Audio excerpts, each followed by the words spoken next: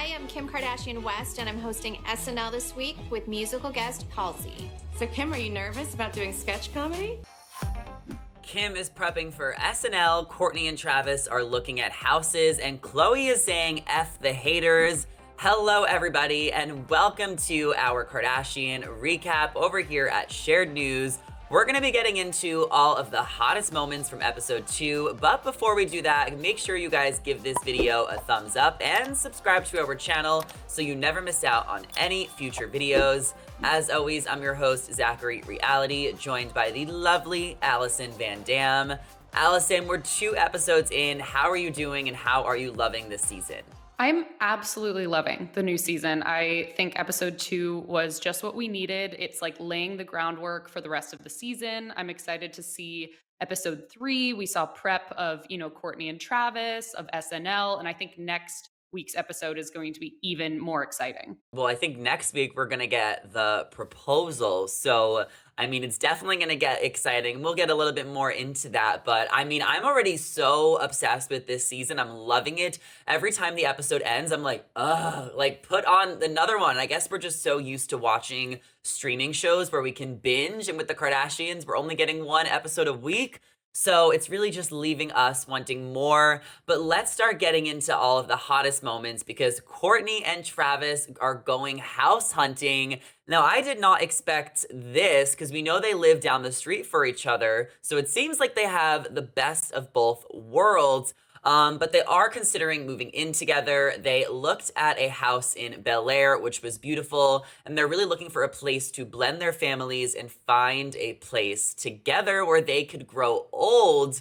What do you think of them moving in together? Is this what they really need? Because I think they just should get a love shack, somewhere they can go and just hook up and have fun, the 2 of them, and then leave the kids at their mansions, which are already down the street. Yeah, I think I was definitely surprised because as we've seen for many seasons, they were friends and neighbors for so long. And even Kourtney said, their houses are so close. So I was like, well, I guess we could build a tunnel or something and really just connect the 2. But what was surprising to me is like, clearly their kids are such a priority to both of them. So even when they were touring that house, they were going through like, this is Mason's room, this is Landon's room, this is Penelope's room. Which I guess makes sense because they are, combining their families. But yeah, I don't know. I think it was surprising, especially because this is before any sort of proposal. But then later in the episode, they're talking about having a baby together. So really, I think for Kourtney, like it didn't matter if she had a ring on her finger or not. She knew this is the person she wants to spend the rest of her life with. She wants to maybe have additional children with. So the house kind of makes sense to me. And I'm curious to see if they end up finding one, where it's going to be at, because, I think they're both very settled in their current homes. So maybe they're willing to try something completely new. I don't know. I kind of liked it. It was like reality TV meets HGTV, although House I guess that's hunters. reality TV too. Yeah. Celebrity house Yeah, hunters. oh my God. Yeah, I mean, I guess they were looking in Bel Air, which is definitely farther away than Calabasas, which is all the way up in the valley. But I like the idea that they're just going to buy a new house together versus one moving into each other's home, because I think that's, what couples should do. But you did mention them trying to have a baby. We did see them at the doctor. And Kourtney is definitely struggling to get pregnant. She's going through the IVF process, and unfortunately, the medication her doctors put her on have put her into early menopause. So Kourtney is opening up to Kris Jenner. She feels so moody lately. She's been in a depression. She feels a little bit like a lunatic. Now, watching this scene, I was like, Kourtney, you are always moody. But I definitely felt for her, and it definitely seems like it's a struggle to get pregnant. Do you think that they're still open to having another baby? Because this was filmed 6, maybe 8 months ago. So where we're at now is that they could be pregnant with the surrogate and nobody knows, or they could have just decided to pass on that. Yeah, no, I definitely think we've been talking about the surrogacy route, since we've seen the teaser for this season because, Kim used a surrogate twice.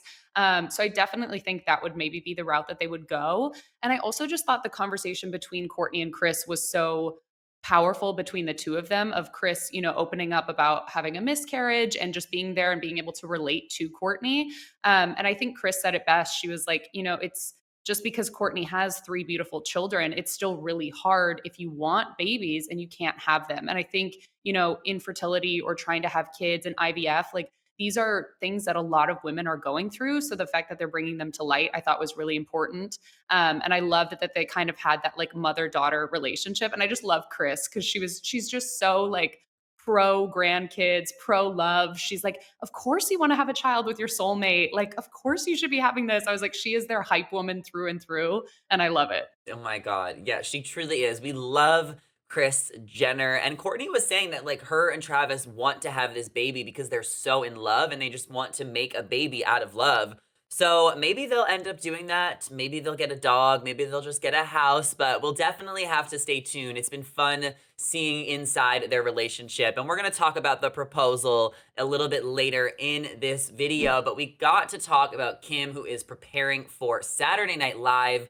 Now, Kris Jenner is telling Kim to put the sex tape rumors to rest because there's nothing they can do about that now. She needs to just focus on nailing her SNL performance. Kim chats with her friend and comedian Amy Schumer, hoping to deliver the best performance and get some jokes and advice from Amy. And there was also a really amazing, wholesome conversation Kim had with her makeup artist Mario and publicist Tracy about how far Kim has come over the years.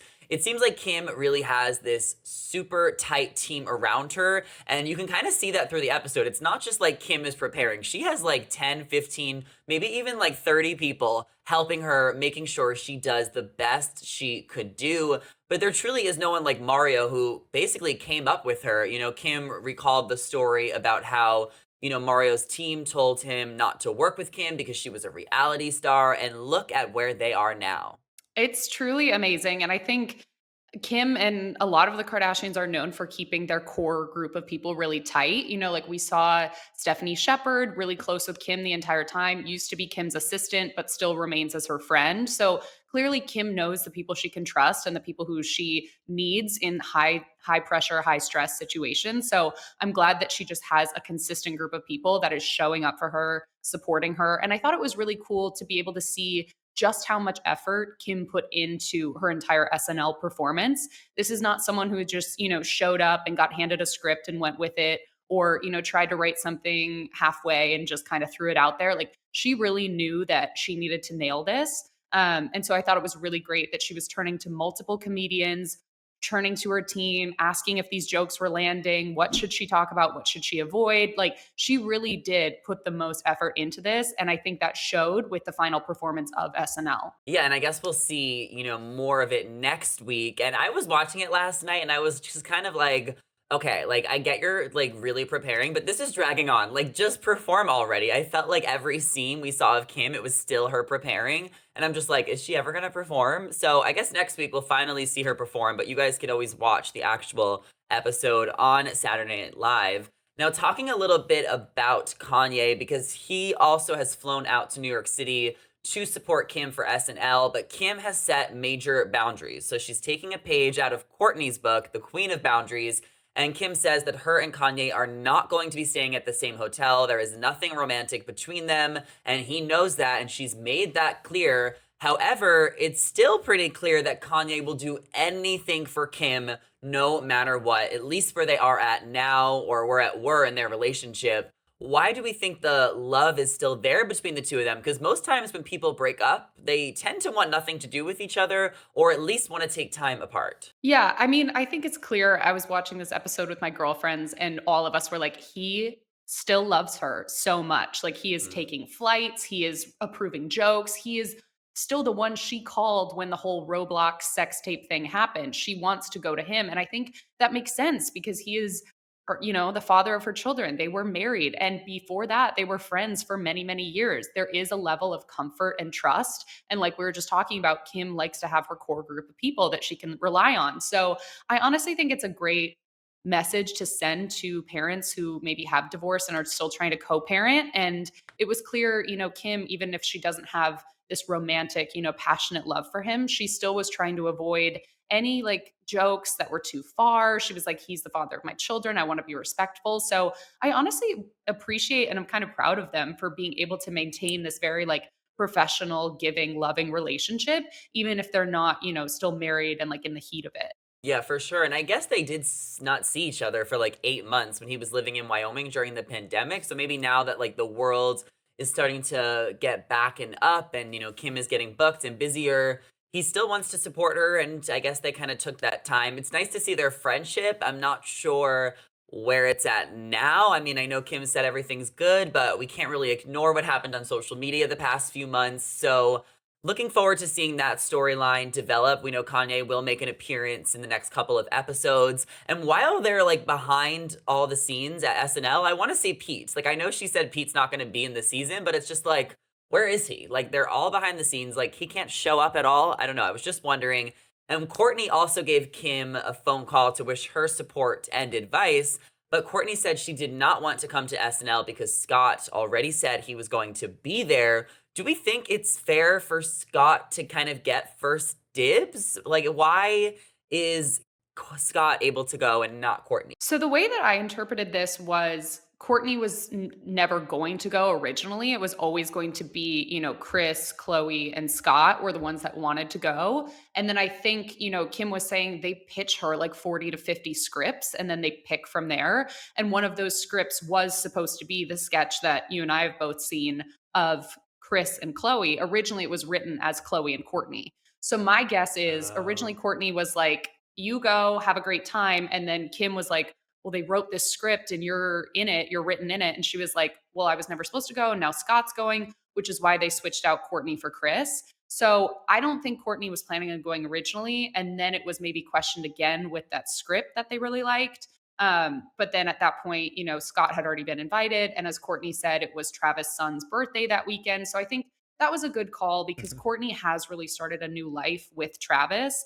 She's not jetting off to New York to do weekends with Scott. That was 10 plus years ago, So I think everything happens for a reason. Kris nailed the skit. All is well. But that's how I interpreted, is she coming? Is she not? Okay, perfect. Thank you for giving us the lowdown because I was a little bit confused because it seems like Scott is just a little too close for comfort here. But let's continue on because Khloe is saying F the haters. Now, Khloe is also preparing for an appearance on TV, but not SNL. She's going on the James Corden show and vents to her bestie Malika about how she's been getting so much backlash lately, which is why she's nervous about doing public appearances. Khloe learns this episode to own who she is, to say F the haters. And Tristan left to go play basketball, so she's on her own now, but she still talks highly of him. And me and my friend were watching the episode last night, and we were like, she will give him credit for the bare minimum. And like, now that she's finding herself and like getting back to her groove, she needs to kind of cut Tristan off. And I'm glad that he's leaving because it's almost forcing her to cut him off now that he's not going to be around all of the time. What did you think of Khloe's growth this episode? Because it is no secret that she has been getting more backlash than any Kardashian sister the past year, mostly because of, the fact that she keeps taking Tristan back.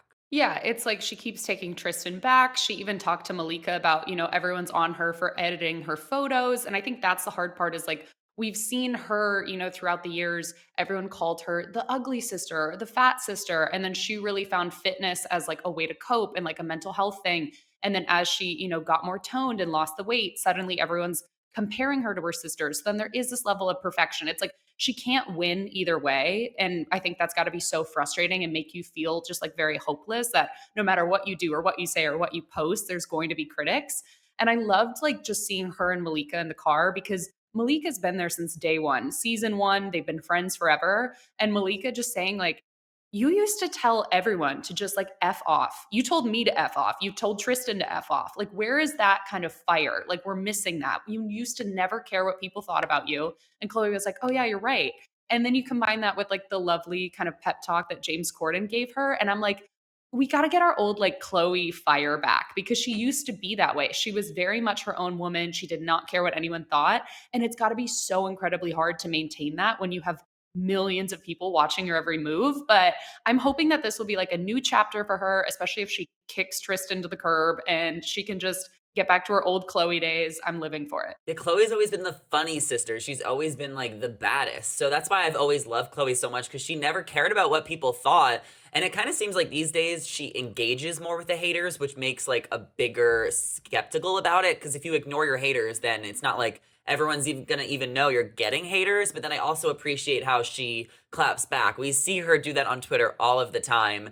So, I mean, Khloe is Khloe, and we still will love her. And I love her friendship with Malika because they have been ride or die since the beginning. We also saw in the episode Khloe and Kris Jenner have a moment where they go rug shopping, and Khloe is getting a brand new house right next to her mom. You know, Kris gave her a lot of good advice, kind of what we just talked about as well. But do we think it's a good idea to live next to your mother? Wouldn't be an idea for me. I think it really depends on your relationship with your mom and, maybe Chloe as kind of a single mom, if Tristan's not around, really leans on her for true. I think it really comes down to like the boundaries you set and like what structuring your relationship, even if you live next door. But then I was also thinking about the fact I'm like, Kris Jenner fully operates her business from Kylie's office too. So between Kylie and Chloe, like she is going to be next door to one of her daughters throughout the day and at night. And I find that so funny. And maybe she just gets along with like those fiery personalities, like the Kylies, like the Chloes, and they like keep her young. But yeah, I mean, if it works for them, it works for them. I was shocked when I heard that they bought, two plots of land next to each other. They're clearly shopping together. They're filling their homes together. I'm like, more power to you if that's the way you want to live. Yeah, it's very big houses. I encourage everyone to look them up. They should just combine the houses. That is the house you need to get a tunnel, Allison. Maybe Kourtney and Travis should have got those houses. But speaking of Kourtney and Travis, we got to get back to them because Travis is planning to propose to Kourtney. We saw the first glimpse of it as Travis FaceTimed Kris Jenner and Khloe to talk all about how he is ready to propose. He wants to propose to her on the 17th because that's where they first met. And he says he's been in love with Kourtney forever. Kourtney is his soulmate. And Khloe is crying of happiness because she knows Kourtney was never the type of girl who ever wanted to get married, but that changed since she met Travis. It was such a cute moment. It was such a romantic moment. I cannot wait to see the proposal next week. I mean, how endearing was that moment? And do we think that Kourtney is really going to be surprised? Because these sisters do have pretty big mouths, and word travels fast when you're in the Kardashian clan. Oh, word absolutely travels fast. And just given the amount of them that there are, like it's bound to potentially slip up or get out to her. And I think we saw that in the tease for next week of they're all trying to drive to this proposal. And they're like, wait, no, like don't get too close to their car because then they're going to know. Like it's a whole orchestration. But what I loved even more than like the endearing conversation and Chloe crying was Kris yelling at the driver, being like, sir, would you mind getting out of the car? And then she's like, close the trunk, close the trunk. And Chloe's like, you can be nicer. You can just say, can you please close the trunk, sir? But I just thought that was like so Kris of being like, we have an important conversation. No one can be listening. But yeah, I thought it was so cute. And you could just see how much Chloe loves Kourtney. I mean, like thinking back to earlier seasons, it was always the two of them. And, Kim was kind of on the outside. So I think it's so sweet to be able to see Kourtney finally have her moment. We've seen weddings, we've seen relationships with Kim and Chloe and all this like back and forth, but Kourtney's really only had Scott. And so now that she has someone new and he wants to put a ring on her finger, I think it's so cute to see them all like come to her defense and just like rally for her. It's going to be amazing. Yeah, because Kourtney never wanted to get married. Like, this is truly her first proposal. You know, Kim and Chloe have been engaged a few times, but Kourtney has never gotten engaged. She's never had a ring. So it's going to be really special and fun to see it unfold next week. Cannot wait. And I still want to talk about Kendall and Kylie because Kendall promised us that she was going to be present and here all season. But her and Kylie were not in the episode. Obviously, we know they're going to be in the next episode because we saw the clip of them driving to Santa Barbara to see the proposal. But where are they? Is it because they just have different contracts? Are they still so busy? Does Kendall still have COVID? Like, where do you think they could have fit into this episode? I don't know because like you were saying, you were like, it felt like every scene was just Kim prepping for SNL. This episode for me seemed a bit kind of like one note. It was very much like we flipped between New York and LA, but it just kind of felt like prep in every sense of the word, like prep for SNL, prep for the new house, prep for the proposal, prep for a new house. Like it laid the foundation, but we didn't get any kind of like new spicy twists and turns. So I think we had kind of a like low key episode, and I wouldn't be surprised if next episode is really jam packed. And that's why they saved like Kendall and Kylie and all these other like factors. I think next week is going to be very different and very fun and jam packed and fast moving. Yeah, it seems like that happens a lot with TV shows. It's like the first episode you get so much, and then it's like filler, and then the more The next episode will be crazy and drama. So we're definitely going to keep watching. And I mean, next week is going to be crazy. Allison, I want to know, who was your MVP of the episode and who was your LVP, most valuable and least valuable? Who brought it and who do we think needs to bring more next episode?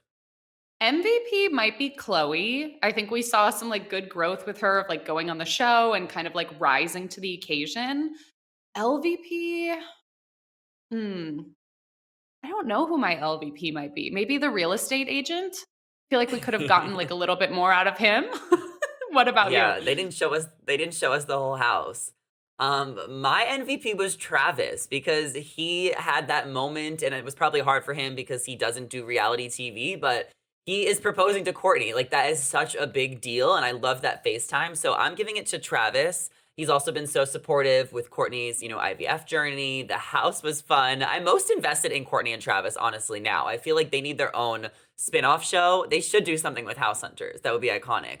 And my least valuable is Kendall because she promised us she was going to be there and she hasn't delivered that at all. Like, at least Kylie is being nonchalant and like not saying anything, but Kendall is over promising here and I just don't think it's okay. Over promising and under delivering. Come on, Kendall. Literally, I can't. Well, that was our episode 2 recap. So we want to hear from you guys your favorite moments during the episode and what you're most looking forward to seeing in the future episodes of The Kardashians on Hulu. We'll be back here every Thursday to talk about the newest episodes. So be sure to let us know your thoughts down below and give this video a thumbs up and subscribe to our channel and ring the bell so you never miss out on any future videos. As always, I'm your host, Zachary Reality, joined by Allison Van Dam. Our social handles are on the screen right now, so be sure to give us a follow, come say hello. Thank you so much for watching, guys, and we'll see you in the next one. Bye.